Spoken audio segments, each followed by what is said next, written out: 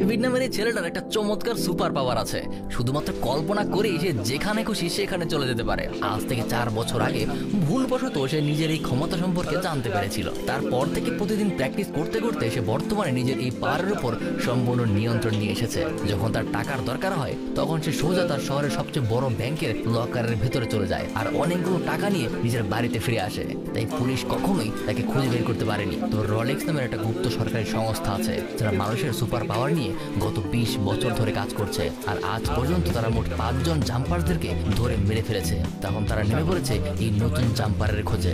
জাম্পারদের একটা দুর্বলতা আছে, সেটা হলো ইলেকট্রিক শক। তাছাড়াও রোলেক্সের কাছে একটা যন্ত্র আছে, যে যন্ত্র দিয়ে একজন মানুষ অনায়াসে জাম্পারদের মতো বিভিন্ন জায়গায় জাম্প করতে পারে। আর এই সকল বিষয় নেই রোলেক্সের দল তাদেরকে মেরে আসছে, কারণ মানুষের কাছে যদি এরকম অলৌকিক ক্ষমতা চলে আসে তাহলে সেটা পৃথিবীর জন্য একটা হুমকি হতে পারে। অপরদিকে ডেভিড খুবই ধনী লাইফস্টাইল ফলো করছে। তার কাছে তো টাকার কোনো অভাব নেই, তার যখন যেখানে মন চায় সেখানে সে চলে যায়। আর এই বিষয়টাই ডেভিডের জন্য বিপদ বয়ে আনে, কারণ তার ইনকামের কোনো সোর্স নেই। সেখান থেকেই লোকাল অথরিটির তার উপর আসলে সন্দেহ হয়, যার কারণে সেদিন ডেভিড যখন তার বাসায় ফিরে আসে তখন সেখানে সে রোলেক্সকে দেখতে পায়। কিন্তু ডেভিড তাকে গুরুত্ব দেয় না, কারণ সে মনে করে রোলেক্স তাকে কিছুই করতে পারবে না।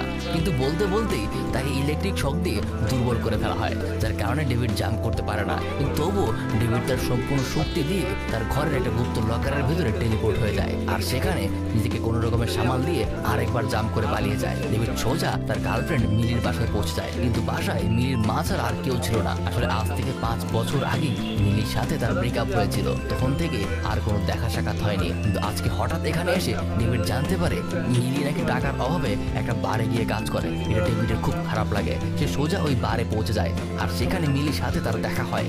মিলিও এত বছর পর তার সাথে বেশ স্বাভাবিকভাবেই কথা বলে, কিন্তু তখনই ডেভিড তার কলেজ লাইফের একটা বন্ধুকে দেখতে পায়। তার কথাবার্তা ভালো না, এমনকি মিলিকে সে গত অনেকদিন যাবত ডিস্টার্ব করেছে। এখানে তার সামনেও মিলির সাথে সে খারাপ কথা বলে, যার কারণে ডেভিড তার সাথে মারামারি শুরু করে দেয়।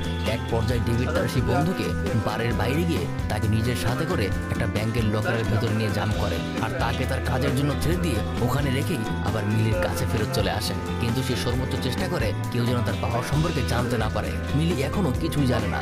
ডেভিড জানায় সে নাকি একটা বড় ব্যাংকের ব্যাংকার পোস্টে কাজ করে। বর্তমানে তার লাইফ বেশ ভালোই চলছে। তারপর দুজনে শহরের এদিক ওদিক একসাথে ঘুরে বেড়ায়। দুজনে খুব সুন্দর সময় কাটাতে শুরু করে। এত বছর পর তারা ভুলে গিয়েছে যে তাদের আসলে ব্রেকআপ হয়েছিল।